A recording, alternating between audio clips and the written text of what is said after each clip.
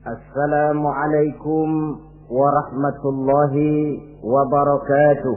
Waalaikumsalam warahmatullahi wabarakatuh. Bismillah walhamdulillah wassalatu wassalamu ala sayyidina Rasulillah sayyidina wa maulana Muhammad ibn Abdullah wa ala alihi wa sahbihi wa mawalah.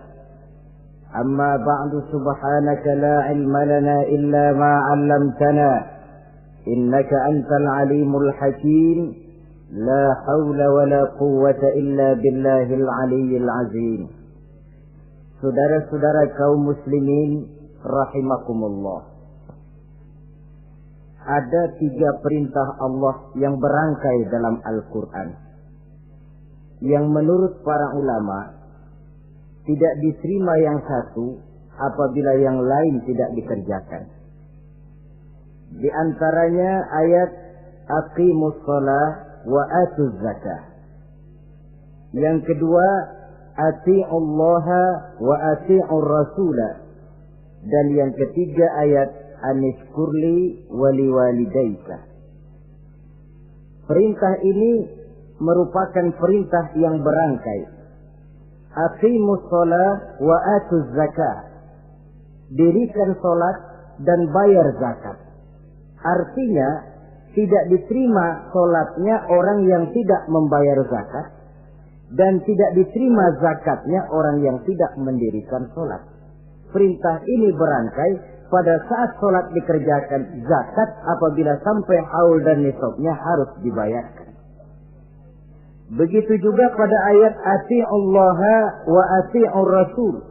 Taatlah kamu kepada Allah dan taatlah kamu kepada Rasul.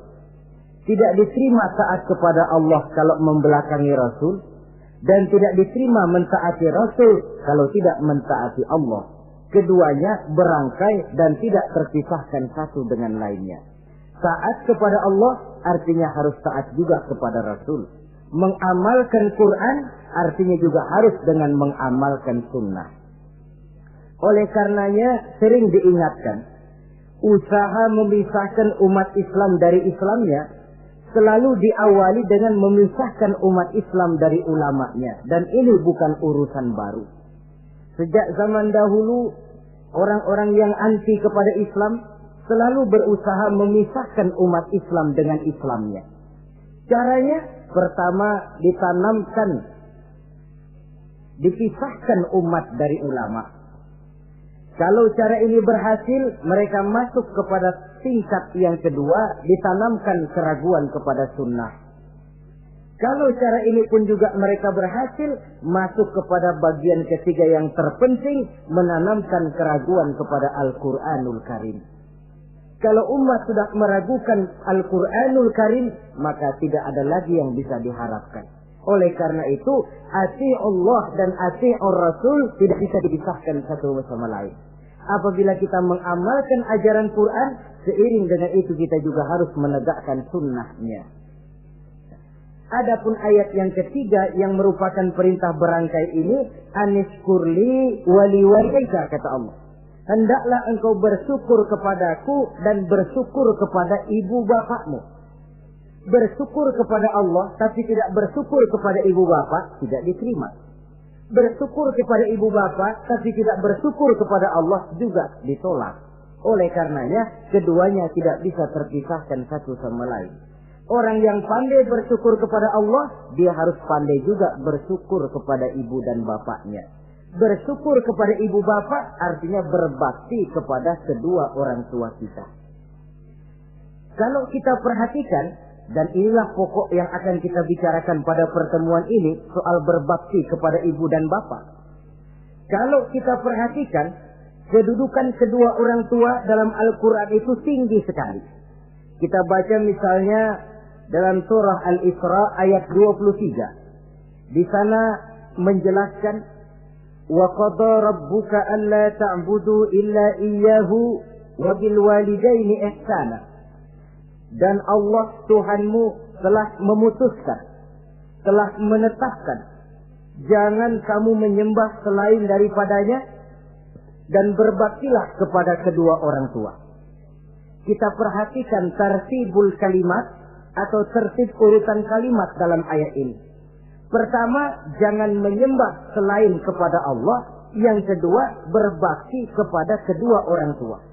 Allah, setelah itu kedua orang tua.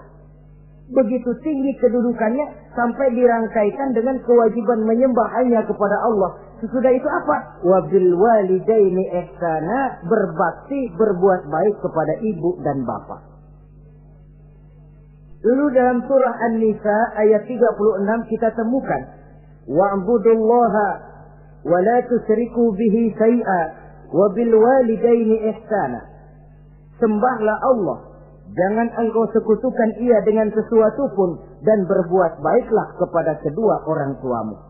Lagi-lagi di sini perintah bertauhid, perintah menyembah hanya kepada Allah dirangkaikan dengan perintah berbakti kepada kedua orang tua. Dalam kehidupan sehari-hari, biasanya perintah penting lahir pertama. Perintah penting kedua lahir pada urutan kedua. Dari segi prioritas kita bisa melihat tingginya kedudukan kedua orang tua kita di dalam kehidupan ini. Lalu orang tua adalah bapak dan ibu. Keduanya mempunyai peranan yang sangat besar sejak lahirnya kita ke alam dunia ini sampai kita meningkat menjadi anak-anak, remaja, dewasa. Bapak misalnya kita lihat sibuk mencari nafkah. Ia pergi pagi, pulang sore, peras keringat, banting tulang. Karena cita dan harapan agar anaknya kelak hidup lebih baik dari dia sekarang ini. Dan untuk itu dia rela peras keringat, banting tulang. Seolah-olah dia berkata, ayahmu biarlah kaki jadi kepala, kepala jadi kaki, asal kau kelak jadi orang. Yang kadang-kadang setelah kita sang anak ini jadi orang, sering lupa kacang akan kulitnya. Sehingga boleh jadi orang lalu berkata, kalau orang tua kaya, anak jadi raja. Kalau anak yang kaya, orang tua sering jadi budak. Orang tua kaya, anak jadi raja. Apa yang dia mau jadi kenyataan. Tapi kalau anak yang kaya, kadang-kadang orang tuanya yang jadi budaknya. Lalu di samping sibuk mencari nafkah, bapak juga memberikan perlindungan dalam kehidupan ini. Menjadi simbol wibawa yang pada suatu saat kita akan merasakannya kalau dia sudah tidak ada. Begitu barangkali kecenderungan orang, seperti kata Imam Al-Ghazali, kamu baru merasa pentingnya suatu nikmat kalau dia sudah hilang dari diri kamu. Kita baru terasa pentingnya sehat kalau lagi sakit. Baru tahu pentingnya gigi kalau lagi sakit gigi. Baru tahu pentingnya telinga kalau lagi budak. Tetapi pada saat normal, kita menganggap itu sesuatu yang biasa. Bukankah keberadaan seorang bapak dalam hidup ini, di samping dia pelindung, juga menjadi simbol wibawa dalam kehidupan di masyarakat? Orang sering berkata, gue bukan takut sama lo, gue segan sama orang tua lo. Masih ada yang disegani, masih ada yang dihormati. Pantas saja kalau kita ambil dari sejarah, ketika baginda Rasul ditinggal wafat oleh Khadijah, oleh pamannya Abu Thalib, gangguan kafir Quraisy makin meningkat. Kenapa? Kemarin-marin mereka mau menghadang Nabi, mau menghantam Nabi, masih mandang Khadijah binti Khuwailid, seorang bekas janda bangsawan. Mereka masih memandang Abu Thalib, orang tua yang disegani. Sekarang dua-duanya sudah tidak ada, apalagi yang mau disegani, hantam saja sudah Muhammad. Itu pun dirasakan oleh pribadi Nabi kita. Saudara-saudara kaum muslimin, apalagi yang namanya ibu, dia lebih banyak menangani kita. Pantas kalau Rasul satu saat ditanya orang, ya Rasul, siapa sih yang paling harus saya taati di dunia ini? Ibumu. Lalu siapa lagi ya Rasul? Ibumu. Kemudian setelah itu siapa ya Rasul? Ibumu. Sesudah itu siapa ya Rasul? Bapakmu. Ibu, baru bapak. 3 berbanding 1. Kenapa harus begitu? Kita lihat. Pertama yang namanya ibu, sejak proses kehamilannya sudah istilah Quran hamalathu wahnan ala wahnin. Dia mengandung kita dalam keberatan yang bertumpuk di atas keberatan. Berat kuadrat. Bahkan sebelum itu, sejak ngidam anaknya, ibu kita itu sudah kita siksa. Yang kepengen dimakan, yang bukan-bukan. Muntah, nggak karu-karuan. Keinginan yang tidak musim. Sampai ketika terjadi proses kehamilan. Dari hari ke hari hamilnya makin lama, makin berat, makin lama, makin besar. Kemana-mana dibawa. Belum pernah ditaruh. Ini berat mau ke pasar, taruh dulu sebentar. Tidak. Itu ya saudara, orang hamil itu ya, saya sendiri alhamdulillah belum pernah hamil. Tapi kalau kira-kira 2 kilo, itu ada itu.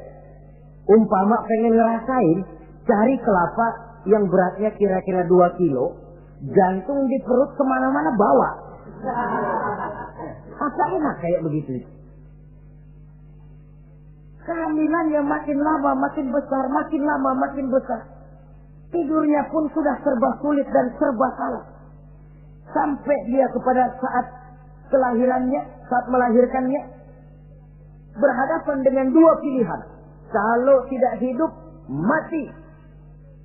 Dan seorang suami tidak pernah menghadapi saat-saat kritis macam gitu. Paling-paling waktu istrinya melahirkan, dia cuma nungguin di depan pintu. Bingung, gelisah, tapi masih sempat ngerokok. Si istri sudah pasrah berhadapan dengan kalau tidak hidup, mati. Saudara hadirin yang saya hormati, dalam pilihan itu dia lahirkan anaknya ke alam ini. Dan maha adil Allah. Andai kata pun seorang perempuan kalah dalam perjuangan ketika melahirkan anaknya, dia meninggal, dia mendapat pahala seperti orang yang mati syahid. Sebab orang mati syahid itu ada 3 macam. Ada syahid dunia akhirat. Ini orang yang pergi perang membela agama, niatnya karena Allah, dia gugur di medan perang, syahid dunia akhirat. Tidak usah dimandikan, dikafankan, disolatkan, dikubur dengan pakaian yang dia pakai, yang berlumur darah itu. Yang kedua, ada orang mendapat syahid akhirat. Artinya, mendapat pahala seperti pahalanya orang yang mati syahid. Tetapi jenazahnya tetap wajib diurus seperti biasa. Dimandikan, dikafankan, disolatkan. Hanya pahalanya seperti pahala orang mati syahid. Siapa mereka? Al-Gharik. Orang yang mati tenggelam, kelelep di kali, itu mati syahid, syahid akhirat. Apalagi sahibul hadmi, orang yang tertimpa benda keras secara mendadak, mati syahid, syahid akhirat. Di dunianya tetap wajib diurus seperti biasa. Saudara lagi jalan enak-enak ketiban batu 2 ton. Mati, mendapat pahala syahid, syahid akhirat. Tapi jangan diniatin. Kalau diniatin, saya mah pilih selep aja dah. Lu nyebur ke kali, mati, syahid. Tidak. Konyol malah itu, bunuh diri namanya. Nah, di antaranya yang mati syahid itu perempuan yang meninggal pada saat melahirkan anaknya. Tapi masalah kita dalam pilihan antara hidup dan mati, dia lahirkan anaknya ke alam ini. Lalu proses mengasuh dan membesarkan lebih banyak sang ibu ketimbang sang bapak. Tengah malam, bapaknya sudah asyik rela, si ibu masih saja berkutat dengan anak bayinya. Dibungkusnya pakaian, si anak pun pipis, digantinya itu. Setelah itu digaganya juga dari gigitan nyamuk. Sehingga pepatah bilang kasih ibu sepanjang jalan, kasih anak sepanjang galah. Ini berarti bahwa bagaimanapun upaya hendak menebus jasa daripada ibu, memang sulit untuk tersebut. Oleh karenanya saudara-saudara, pantas saja kalau Nabi sampai 3 kali ibumu, ibumu, ibumu, setelah itu bapakmu. Nah, oleh karenanya apa sebenarnya kewajiban seorang anak kepada kedua orang tuanya? Dengan kata lain, bagaimana kita berusaha untuk berbakti kepada ibu bapak ini? Di dalam kitab Tanbihul Ghafilin ada dijelaskan, lil walidi 'alal waladi asharatu huquqin. Orang tua mempunyai 10 hak terhadap anaknya. Dengan kata lain, kewajiban anak kepada orang tuanya ada 10. Pertama, at-ta'am in ihtaja. Memberikan kedua orang tua makan kalau dia keduanya memerlukan makanan. Malah yang lebih ideal dia usahakan agar makanan yang diberikan kepada kedua orang tuanya lebih baik dari yang dia makan sendiri. Kita kadang-kadang beli juga kue, buahan, tapi kita sortir dulu. Di rambutan yang kontes-kontes kasih babak sono. Saudara hadirin yang saya hormati, satu saat Nabi Musa pernah memohon kepada malaikat Jibril, "Ya Jibril, tolong tunjuki siapa kira-kira teman saya di surga nanti." Lalu Jibril mohon kepada Allah, Allah memberitahu Jibril kasih tahu Musa, temannya di surga nanti tukang daging di pasar, jualannya di pojok parasnya begini-begini, semin. Nabi Musa ingin tahu apa keistimewaan tukang daging ini kok akan jadi teman saya di surga nanti. Dia samperin, "Assalamualaikum." "Waalaikumsalam." Lalu kenalan. Setelah datang waktu pulang, Nabi Musa ikut ke rumah tukang daging ini. Diambil daging. Sampai di rumahnya, itu daging dia rebus. Dia rebus, matang, dia hidangkan kepada ibunya yang sudah tua renta. Disuapinya ibunya. "Tiap hari kamu kerjakan ini?" "Tiap hari," kata si anak tadi. "Saya beri makan kedua orang tua ibu saya yang sudah tua renta itu." Si ibu setelah disuapin oleh anaknya berdoa, "Allahumma ja'al ibni jalisa Musa fil jannah." Ya Allah, jadikanlah anak saya ini teman Nabi Musa di surga nanti. Amalan si anak cuma nyuapi ibunya, tapi doa ibunya itu yang dijawab dan diterima oleh Allah. Si ibu berdoa, "Ya Allah, anak saya ini jadikan teman Nabi Musa di surga nanti." Allah kabulkan doa ibu yang tiap hari disuapi diberikan makan oleh anaknya. Jadi taruhlah kita sebagai anak ini, ibadah kita barangkali menyebabkan doa kita belum begitu diterima oleh Allah. Permohonan kita barangkali masih nyangkut di langit. Tapi jikalau kita bisa menyenangkan hati ibu bapak kita yang mendoakan kita, insya Allah makbul. Sebab orang tua itu doanya makbul, sumpahnya juga manjur. Kalau ibu sudah berkata, "Nak, air mata yang tertumpah terurai untuk mengasuh dan membesarkanmu, nak. Air susu ibu yang kau minum sampai kau tumbuh menjadi dewasa semacam ini, seluruh cucuran keringat dan jerih payah ibu rela, nak. Mudah-mudahan kau jadi orang berguna. Insya Allah hidup ada berkahnya." Tapi kalau hati orang tua sudah masgul, apalagi sampai keluar sumpahnya, banyak legenda-legenda, entah itu yang namanya si Malin Kundang, anak durhako, entah itu riwayat-riwayat lain yang menjelaskan bahwa tidak ada keberkahan yang bisa tegak tanpa doa dari ibu dan bapak. Saudara-saudara kaum muslimin yang saya hormati, memberikan makan kepada kedua orang tua. Sekarang kalau kedua orang tua mampu bagaimana? Tidak jadi soal. Tidak jadi soal orang tua mampu atau tidak kita memberikan, mengirimkan makanan. Apalagi kalau orang tua kita sudah lanjut usianya. Iyalah kalau umur 40-50 tahun masih bisa makan sendiri. Tapi pada saat saudara yang berbahagia dikaruniai orang tua berumur panjang, 70, 80, 90 tahun. Sesuai dengan janji Allah, "Wa man nu'ammirhu nunakkishu fil khalqi." Siapa yang kami panjangkan umurnya, kami kurangi bentuk kejadiannya. Artinya berkurang nikmat Allah itu. Panjang umur, nikmat berkurang. Artinya mata sudah lamur, pikiran sudah rada pikun. Nunakkishu fil khalqi. Berkurang kejadian asalnya itu. Kesempurnaannya sudah tidak ada lagi. Mengurus orang tua macam begitu memang kalau nurutin pegawainya ya makan nasi. Kadang-kadang karena pikun pagi-pagi pengen kita beli es puket. Makan. Lagi zaman susah tukang bubur kepengen makan bubur. Tapi di situ ujian. Begitulah dahulu orang tua kita melayani kita dikala kita belum masih merah, belum bisa berbuat apa-apa, belum punya pilihan.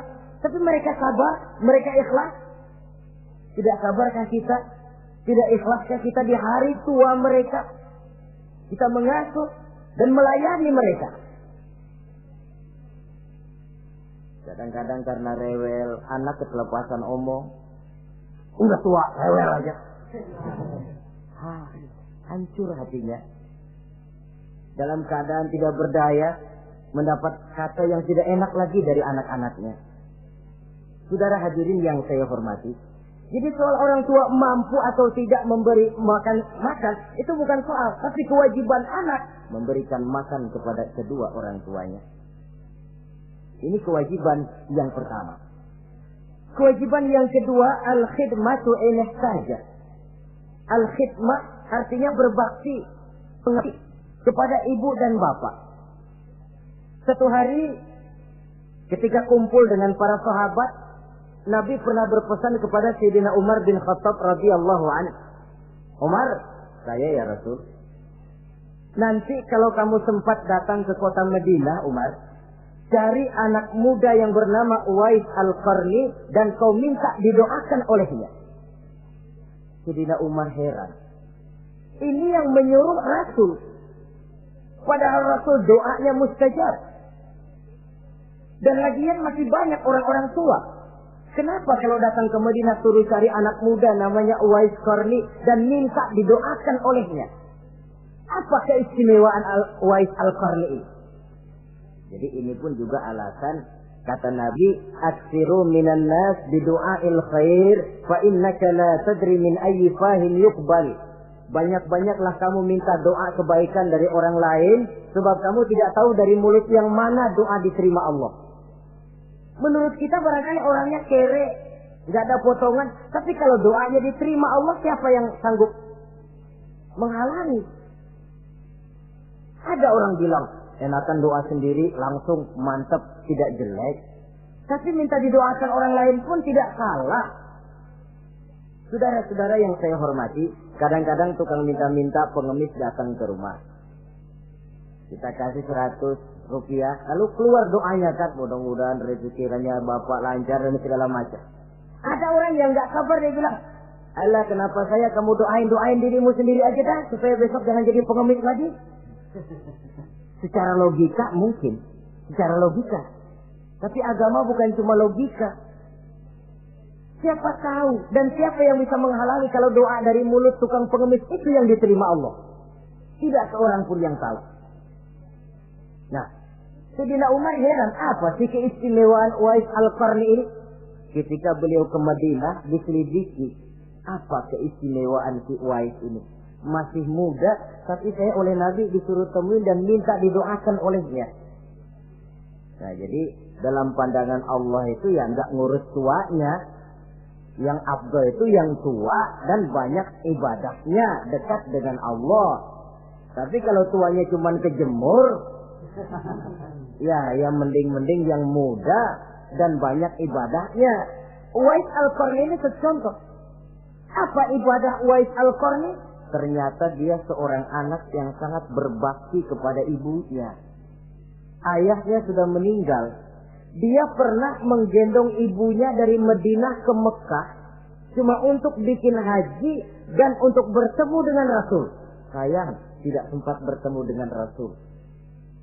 Menggendong ibu dari Madinah ke Mekah itu kira-kira 465 kilo ya. Jakarta Semarang. Digendong ibunya. Kita kadang-kadang ibu kita ini sudah sakit payah. Mau ke dokter saja. Masih manggil orang, tolongin gotongin mak gono. Masih minta tolongin. Berat kita. Uwais Al-Qarni menggendong ibunya cuma untuk menunaikan ibadah haji dan bertemu dengan Rasul. Rupanya karomahnya itu muncul karena dia merupakan anak yang sangat bakti kepada ibunya. Jadi Allah memberikan karomah itu ya, ada yang karena orang rajin tahajud, ada yang karena tangannya pemurah, dermawan, ada yang karena sangat berbakti kepada kedua orang tuanya, ada yang karena rajin baca Quran, ada yang karena rajin melaksanakan puasa sunnah. Timbul karomahnya, keistimewaan yang diberikan Allah kepadanya. Jadi bakti kepada ibu dan bapak mendatangkan karomah, keistimewaan yang diberikan Allah kepada kita. Kayak Uwais Al-Qarni ini. Kalau dilihat dari segi ibadah, dia masih muda. Tentu lebih banyak ibadahnya macam Umar bin Khattab. Tapi karena baktinya kepada ibunya, sampai Nabi pesan Sayyidina Umar, kalau kau sempat ke Madinah, cari anak muda bernama Uwais Al-Qarni, minta didoakan olehnya. Artinya doanya dikabul oleh Allah Subhanahu wa taala. Saudara-saudara kaum muslimin yang berbahagia. Kewajiban yang ketiga, al-ijabatu in da'a. Menjawab, memenuhi panggilan orang tua apabila keduanya memanggilmu.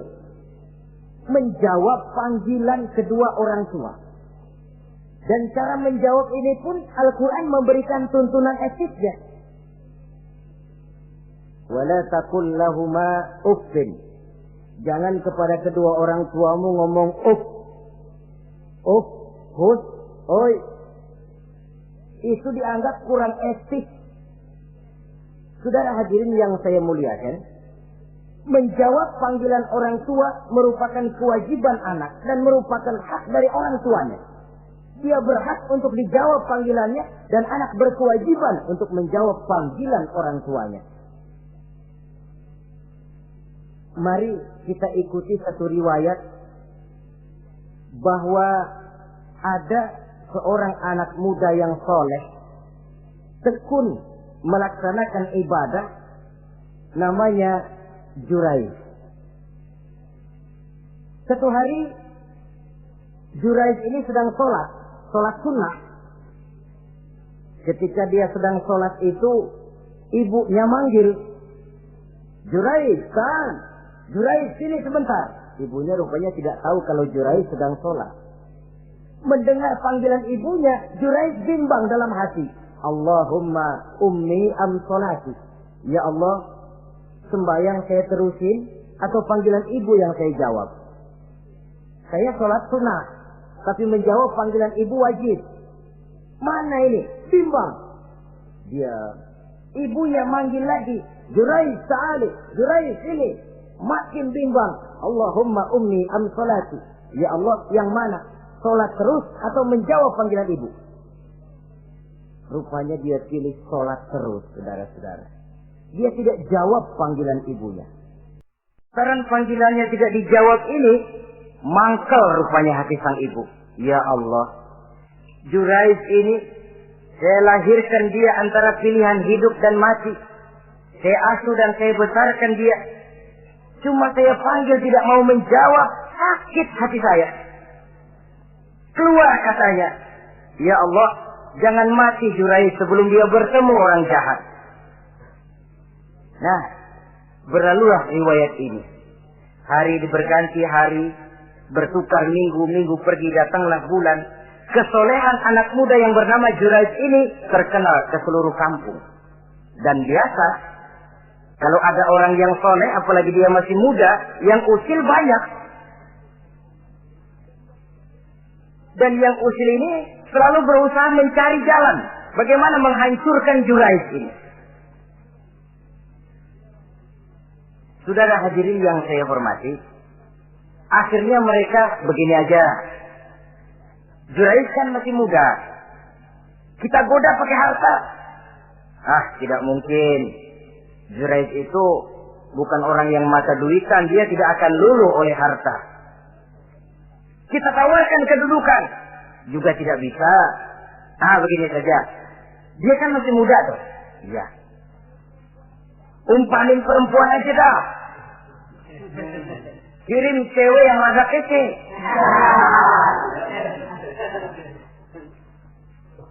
Dicarilah perempuan untuk menggoda Jurayj ini.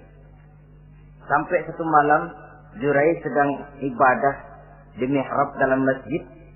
Masuk perempuan ini dengan langkah gemulai, dengan suara merdu mendayu-dayu, mencoba merayu, membujuk, memperdaya, mempesona Jurayj.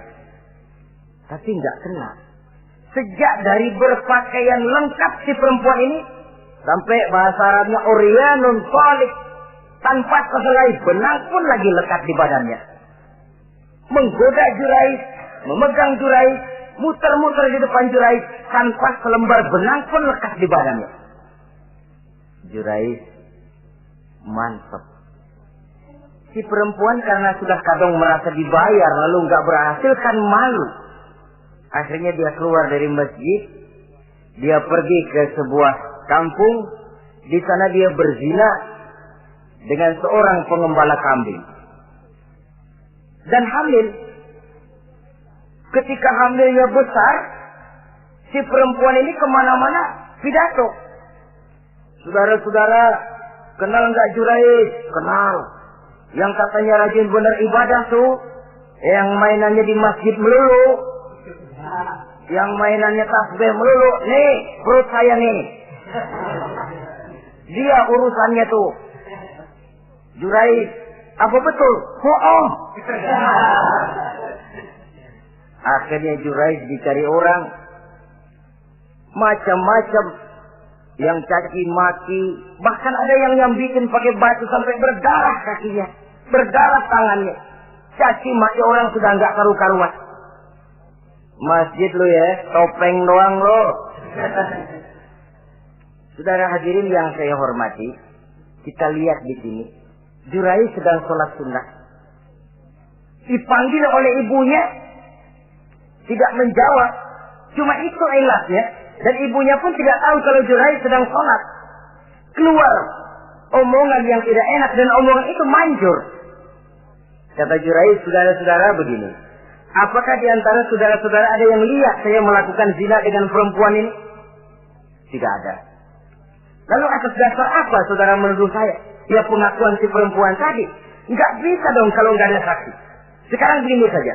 Bagaimanapun saya ngotot, saudara nggak percaya, kita tunggu saja sampai si bayi ini lahir. Kita tanya dia nanti siapa bapaknya. Baiklah kalau begitu. Ditunggulah saat kelahiran sang bayi. Begitu bayi itu lahir ke alam ini, brown, merah, masih orok. Setelah dibersihkan, ditekan perutnya oleh Jurais. Ya gulam, kul man amut. Bayi, tolong kasih tahu siapa bapakmu. Dengan izin Allah itu orok, bayi yang masih merah ngomong, bapak saya tukang ngangon kambing di kampung Ano. Kata Jurais tuh kan, gua tuh juga bukan gua ya. Gak percaya sih ente, main sabot aja. Begini akhirnya nih. Ternyata sedang sholat sunnah dipanggil, tidak menjawab, ibunya mangkel, keluar omongan tidak enak, itu masih manjur. Apalagi kalau nggak lagi ngapa-ngapain, dipanggil nggak jawab. Atau menjawab dengan panggilan yang nyakitin hati, tentu saja lebih manjur lagi. Ucapan orang tua kita itu. Saudara-saudara yang saya hormati, jadi kewajiban ini al-ijabatu inda'a, menjawab apabila dipanggil. Teorinya mudah ini, prakteknya yang sulit. Pada suatu saat kita sedang menghadapi urusan yang sangat penting, orang tua manggil. Pada suatu saat kita sedang menghadapi tamu untuk sesuatu yang vital, orang tua manggil. Pada saat semacam itu, seperti ada hadis, tuan rumah wajib menghormati tamu. Itu sih mudah dalam situasi normal. Tapi coba malam kita sudah nggak tidur, begitu mau tidur baru mau ngeliat assalamualaikum tamu. Kondisi begini untuk mengamalkan hadis tadi bisa apa tidak menghormati tamu dalam kondisi yang memang kita ini sudah mestinya istirahat. Mestinya kan hati kita. Kamu nggak tahu diri banget, gue mau tidur. Datang. Kalau kondisinya normal, menghormati tamu bukan sesuatu yang sulit. Begitu juga menjawab panggilan orang tua ini. Kalau kondisinya normal, mudah. Tapi dalam kondisi di mana kita berhadapan dengan pilihan ini atau ini, di situ akan kelihatan bakti anak kepada kedua orang tuanya. Yang keempat, kewajiban anak al-ita'atu in amara ghairi ma'siyatin. Taat kepada ibu bapak sepanjang perintahnya tidak untuk maksiat kepada Allah. Kalau sudah perintahnya untuk maksiat, gugur kewajiban untuk taat. Umpamanya ada orang tua ngajak anaknya, "Nak, Ong, warung pojok yuk." "Ngapain, Mbak? Kita teler." Umpama anak tidak wajib taat. Atau ada orang tua musyawarah sama anaknya, "Nah, gimana kalau kita pindah agama saja?" Tidak wajib taat. Sepanjang perintah itu tidak untuk melakukan maksiat kepada Allah, anak wajib taat. Dan jangan lupa, kewajiban taat kepada kedua orang tua di bawah kewajiban taat kepada Allah dan Rasulnya. Allah dan Rasulnya, setelah itu ibu bapak. Apabila perintah tidak untuk melakukan maksiat, maka anak wajib untuk melakukan taat kepada kedua orang tuanya. Ini kewajiban yang keempat. Apatah lagi kalau cuma sekedar diperintah ngaji, diperintah sekolah, diperintah melakukan membantu pekerjaan yang ada di rumah. Itu sudah perintah yang di samping bermanfaat buat keluarga, juga menyangkut hari depan kita sendiri sebagai anak. Kadang-kadang memang kita mengukur dari sudut kepentingan kita tanpa melihat jauh ke depan. Misalnya, ada anak pulang sekolah langsung ambil layangan sama benang berangkat ke lapangan. Orang tua karena melihat jauh ke depan, anak ini lelahnya belum hilang. Dipanggil, "Nak, pulang nak, jangan main layangan. Sini dulu kau istirahat, makan, sholat, tidur siang nak. Nanti bangun tidur barulah main." Si anak mungkin hatinya ngedumel, "Bapak, orang main layangan aja dilarang." Ini kesan yang timbul. Orang main layangan saja kok dilarang. Padahal larangan ini adalah untuk kemanfaatan dan kemaslahatan si anak itu sendiri. Tapi anak tidak mau mengerti. Yang dia tahu, dia dilarang main layangan. Itu cuma karena pandangannya yang tidak jauh menerawang ke depan. Pepatah bilang, sekejam-kejamnya macan tidak ada yang makan anaknya sendiri. Artinya, bagaimanapun kondisinya, orang tua itu tidak ada yang akan sampai untuk menyengsarakan anaknya. Saudara-saudara kaum muslimin rahimakumullah. Jadi yang keempat, kewajiban untuk taat sepanjang tidak melakukan maksiat kepada Allah Subhanahu wa taala. Yang kelima, at-takallum ma'ahu bil-lail. Apabila bercakap-cakap dengan kedua orang tua, hendaklah dengan tutur kata yang lemah lembut. Wala tanharhuma wala taqul lahumā uffin wa qul lahumā qawlan karīmā. Jangan membentak, jangan uff saja, hus saja, itu sudah tercela dan tidak boleh menurut ajaran agama. Apatah lagi sampai membentak, maaf, apalagi sampai melakukan tindakan kekerasan. Menendang orang tua, na'udzubillah, summa na'udzubillah. Memukul orang tua sendiri, Allah karim. Orang tua yang menyebabkan secara zahir keberadaan dia ke alam ini, sampai hati ditendang, dipukul, dibangsat-bangsati. Tidak ada kedurhakaan yang lebih berat selain daripada kedurhakaan kepada kedua orang tua sesudah orang menyekutukan Allah.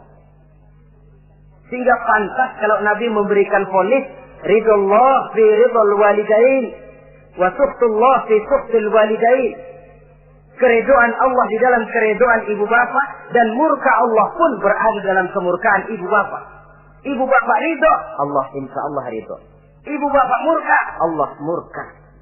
Jadi kebahagiaan apa yang bisa kita tegakkan dalam hidup tanpa restu dan doa kedua orang tua kita? Si anak mungkin karena pendidikannya lebih tinggi, pengalamannya lebih luas, pergi ke mancanegara, bisa segala macam bahasa, dididik secara canggih. Tapi apakah itu lalu berarti dia harus memalingkan diri dari kedua orang tuanya? Sama sekali tidak. Disinilah unsur yang namanya keberkahan. Maka sering dijelaskan orang tua adalah keramat hidup. Kita sering ziarah. Ya kadang-kadang kalau yang diziarahi kiai ya lumayan. Kadang-kadang yang diziarahi dukun yang sembahyang aja enggak. Cari mbah ano, cari ambah ano, cari keramat ano, cari keramat ini, cari keramat itu. Dan jangan lupa di beberapa daerah yang namanya kiai itu ya, yang disebut kiai bukan cuma orang yang ngerti agama. Ya kalau saudara ke keraton Jogja mana segala gerobak namanya kiai. Iya toh, kereta kencana itu. Degung namanya kiai. Lalu jangan lupa itu. Misi Zending pertama namanya juga Kiai Fadrak gitu. Kiai, tapi misi Zending. Kalau di sana itu kiai itu panggilan untuk yang dipertua. Kita ziarah cari keramat Mbah Buyut, Mbah Sapu Jagat, Mbah Brojo, macam-macam Mbah. Tapi kita lupa di rumah kita ada keramat hidup. Siapa itu? Ibu bapak kita.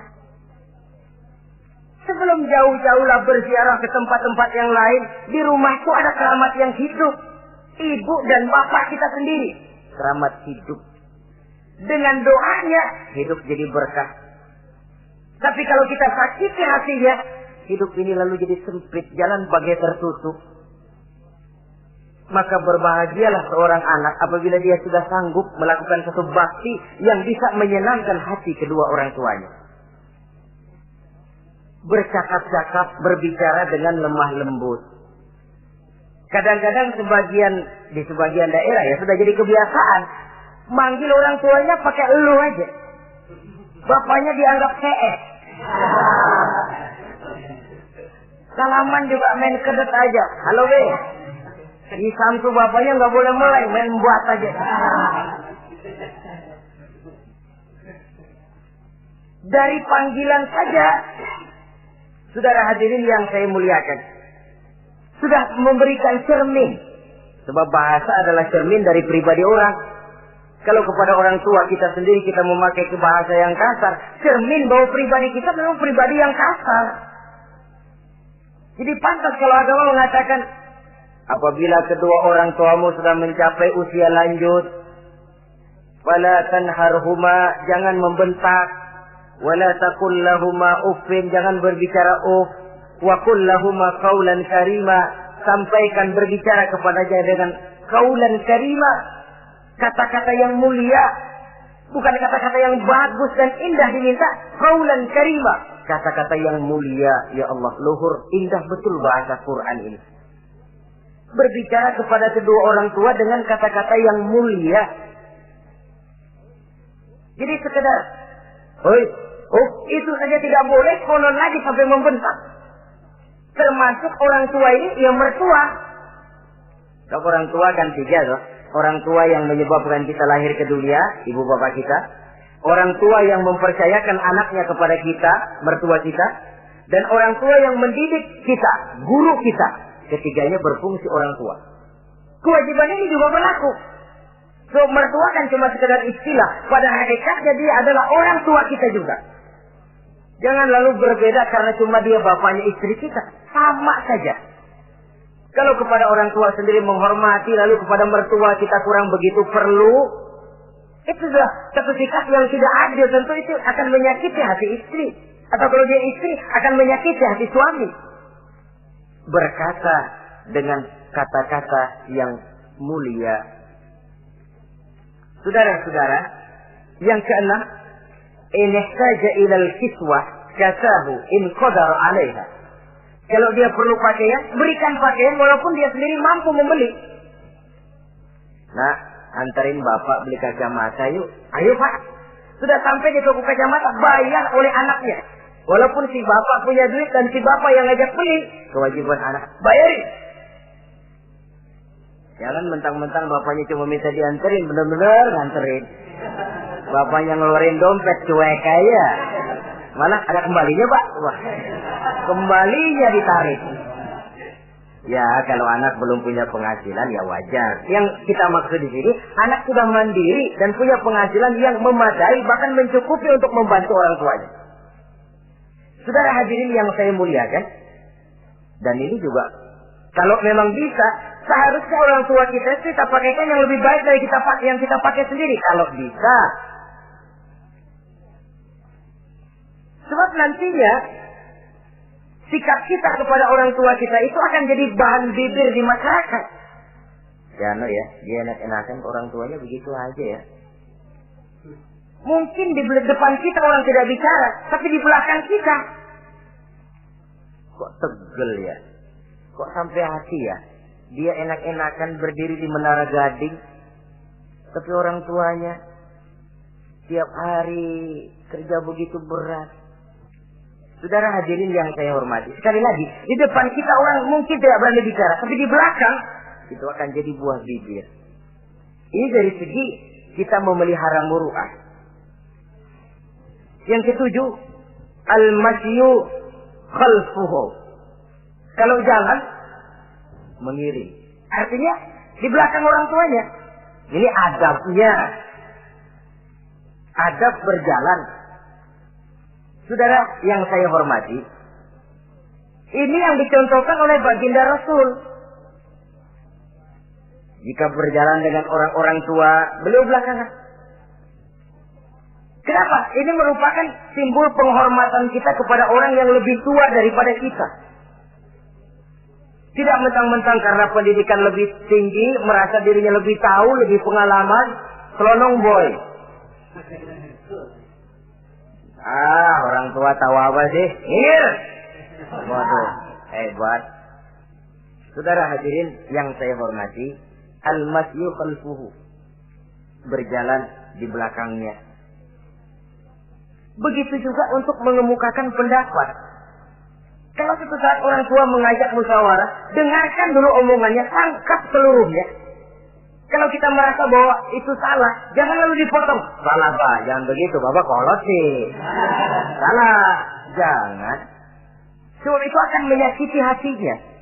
Kalau hatinya terluka, itu sudah merupakan suatu dosa, melukai hati kedua orang tua.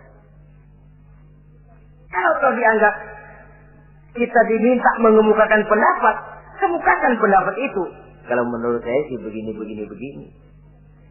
Dan itu memang orang tua yang bijaksana. Dia juga tidak cuma memaksakan pendapatnya, tapi juga minta pendapat dari si anak. Ada timbal balik. Sistemnya komunikasi keseimbangan. Inilah makna ucapan Nabi. Bukan termasuk golonganku, kata Nabi. Orang tua yang tidak sayang kepada anak muda dan orang muda yang tidak menghormati orang tua. Bukan golonganku. Jadi seimbang tuh. Yang tua sayang yang muda hormat yang tua. Tapi yang tua jangan minta dihormati. Ini kewajiban orang muda, hormati. Kewajiban yang tua apa? Sayangi yang muda.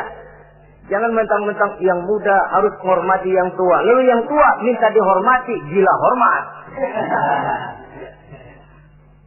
Gua kan tuaan lo, kalau salaman sama gue cium tangan ya. Pokoknya kalau lo nggak nanya, gua nggak nanya. Mentang-mentang tua lalu pasang tarik. Tidak, malah kalau menurut tradisi Islam ya, tradisi Islam saya katakan, Nabi itu siapapun yang beliau temui, beliau yang pertama kali memberi salam. Sebab bila dua orang muslim ketemu, yang terbaik adalah yang pertama ngasih salam. Si A, si B ketemu. Siapa yang paling baik di antara keduanya? Yang duluan ngucap salam. Jadi berebut ngucap salam. Kita zaman sekarang kadang-kadang kita sudah assalamualaikum yang nyautin kayak sirawan. Mukanya pakai ditekuk. Kita sudah yang muda mau menghormati, yang tua malah gila hormat. Yang muda jangan cuma minta disayangi, tapi nggak sanggup menghormati yang tua. Sistem keseimbangan. Yang tua sayang yang muda hormat kepada yang tua. Kalau ini terwujud, nikmat kehidupan bermasyarakat ini. Kadang-kadang kan pincang, yang tua nggak sayang sama yang muda. Ada bakat-bakat terpendam yang mau maju dianggap saingan. Kalau yang begini maju rusak gua nih. Lalu diseken. Lalu yang muda pun karena merasa pendidikan lebih tinggi, pandangan lebih luas, nyelongcong jadinya. Kurang ajar sama yang tua. Timbul gap, timbul misunderstanding, salah pengertian. Kalau sudah begitu, kesatuan dan persatuan sulit diwujudkan. Maka usaha pun lalu tidak seperti yang seharusnya. Saudara-saudara yang saya hormati, yang ke-8 sekarang. Kewajiban anak itu apa? Al-irda'u lahu bima radiya li nafsihi. mencari keredoan dari orang tua tentang sesuatu yang dia ridho. Artinya, orang tua kita senang apa? Kita berusaha senang itu. Mengukur orang tua itu dengan diri. Ukurannya diri. Yang orang tua kita senang, kita berupaya senang. Orang tua kita senang ngaji, berusaha kita untuk senang hadir di majelis taklim. Orang tua kita senang baca Quran, kita juga berupaya senang baca Quran. Sebab yang paling membesarkan hati orang tua sesungguhnya tidak lain kalau dia melihat anaknya ini sesuai dengan yang dia harapkan. Oh, kalau sudah begitu orang tua itu cucuran keringatnya, peras keringat banting tulangnya, jibakunya, rasanya hilang capeknya. Kebahagiaan orang tua tidak cuma kalau anaknya jadi kaya lalu mengantarkan makan, minum, buahan, peralatan yang serba lengkap, tidak. Lebih dari sekedar itu orang tua berharap dia bisa menerima pensiunan pahala dari meninggalkan anak yang soleh. Alangkah indahnya jika orang tuanya nanti wafat meninggalkan alam ini, anak-anaknya mengurubungi di sekelilingnya, memimpin orang tuanya membacakan syahadat, anak-anaknya juga yang memandikan, anak-anaknya yang menyolatkan, anak-anaknya yang menurunkan dia ke liang lahat, anaknya yang mendoakan. Alangkah nikmatnya orang tua macam itu. Tapi kan langka. Di samping karena memang orang tua kurang mengarahkan, anak pun kurang perhatian ke arah itu. Begitu bapaknya mati, ambil mana ambil, suruh mandiin. Akan lebih baik kalau anaknya yang mandi. Tangga panggil sembayangi, anaknya malah nonton dari jauh, enggak ikut nyembayangin, mau kok tegel. Kenapa enggak ikut nyembayangin? Ya enggak bisa sembayangin. Ya kalau macam Abu Nuwas dulu enggak bisa, masih ada akal. Ikut sembayang jenazah. Dia nggak tahu kalau sembahyang jenazah itu cuma diri, nggak pakai ruku, nggak pakai sujud. Imam takbir dia takbir, begitu takbir kedua dia kira ruku dia. Habis takbir lagi sujud. Orang-orang nggak ada yang sujud, bingung. Selesai ditanya dia, Abu Nawas kenapa tadi pakai sujud? Dia bilang ini mayit dosanya kebanyakan.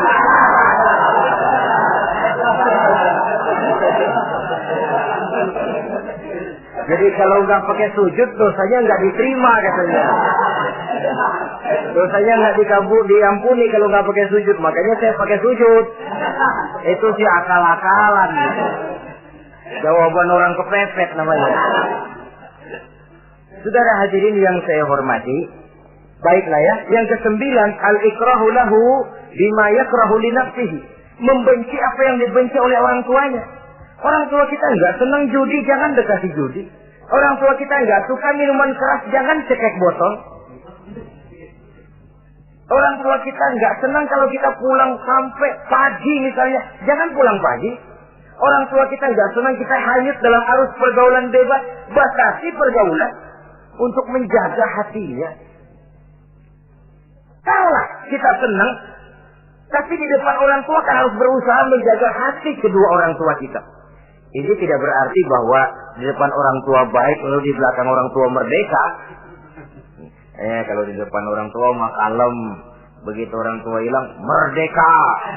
Lalu berbuat semau-maunya, tentu tidak. Lalu yang ke-10, ad-du'a lahu bil maghfirah kullama da'a li nafsihi. Mendoakan kedua orang tuanya tiap kali dia mendoakan dirinya. Ya, kewajiban anak tidak lupa tiap kali berdoa untuk dirinya. Orang tuanya disertakan. Rabbighfirli wali walidayya. Ampuni saya dan ampuni dosa ibu bapak saya. Pak, itu kalau orang tua masih hidup, ya. Sekarang kalau orang tua sudah meninggal, bagaimana berbaktinya? Gampang. Pertama, antasila akrabaihima. Bersilaturahmi dengan kerabat yang ditinggalkan oleh orang tuanya. Jadi jangan setelah orang tua mati lalu kehabisan obor. Orang tuanya kita senang, anaknya kita benci. Sama aja ngebenciin orang tuanya. Kan sering kejadian begitu. Zaman orang tuanya masih hidup, kawan medok, kawan lengket, orang tuanya udah mati, turunannya malah dimusuhin. Itu juga nyakitin orang yang sudah meninggal. Bersilaturahmi dengan kerabat yang ditinggalkan. Yang kedua, kalau orang tua sudah meninggal, cara berbuat baiknya bagaimana? Antastaghfirulahuma wa tad'u lahuma. Mohon ampun dan mendoakan keduanya. Itulah jadi orang soleh nikmatnya. Sudah mati pun orang kita masih kebagian doa. Orang soleh kemana-mana didoakan orang. Dia lagi tidur, ada yang sembahyang. Dalam tahiyat dia baca,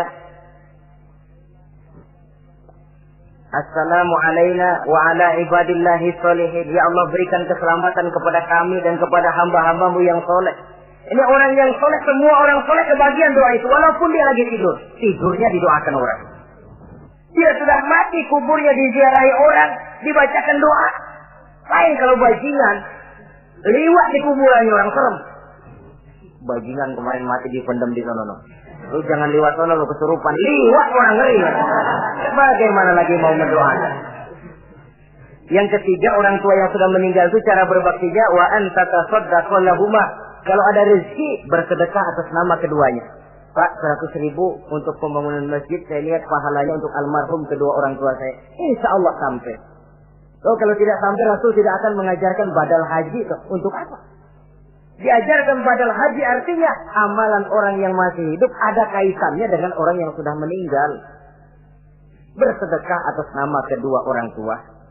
Saudara hadirin yang saya muliakan, mudah-mudahan Allah menjadikan kita anak yang bisa berbakti kepada kedua orang tua kita. Amin. Ini sajalah pertemuan kita yang singkat ini. Terima kasih atas segala perhatian dan mohon maaf atas segala kekurangan. Usikum wa nafsi bi taqwallah. Wassalamualaikum warahmatullahi wabarakatuh. Waalaikumsalam warahmatullahi wabarakatuh.